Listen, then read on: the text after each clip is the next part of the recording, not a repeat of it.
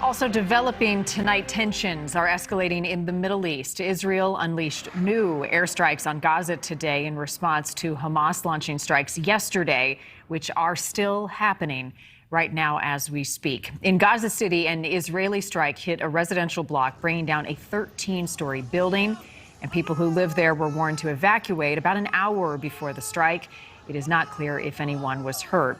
And the rockets have killed dozens of people on both sides. Today, the White House condemned Hamas's rocket attack, but put pressure on Israel over its treatment of Palestinians, saying Jerusalem must be a place of coexistence. I will say that our message continues to be one of prioritizing de-escalation, urging calm, urging restraint on both sides. Israel and Hamas have been fighting for weeks, but it came to a head yesterday in hours of clashes at Jerusalem's Al-Aqsa Mosque's compound, a sacred site to both Jews and Muslims. And earlier today, I spoke with Mark Perry. He's a senior analyst for the Quincy Institute about the ongoing and deadly conflict in the Middle East. Mark, I appreciate you joining us. Today, we have seen some of the heaviest fighting that we have seen in this region in years. First of all, since you have been studying this region for decades, give me your reaction to what we're seeing right now. Well, frankly, I'm surprised, but perhaps I shouldn't be.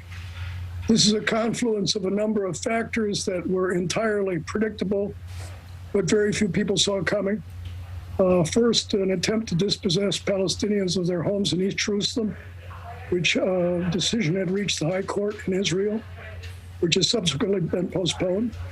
A march in East Jerusalem by Israelis celebrating the takeover of that part of the city in 1967, and the end of the holy month of Ramadan.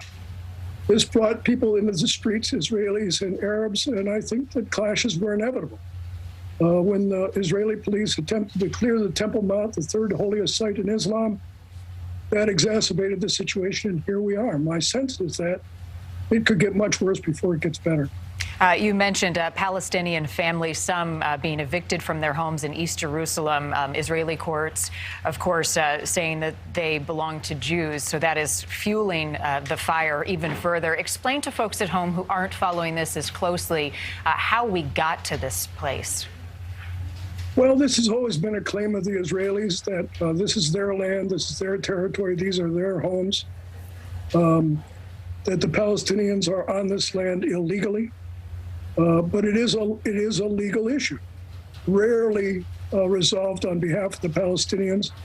And the Palestinians have been fighting these evictions for 20, 30 years and more. This is just the latest example. Sheikh Jarrah is a suburb of East Jerusalem, so this is a very sensitive area for the Palestinians, and they're fighting hard to retain it.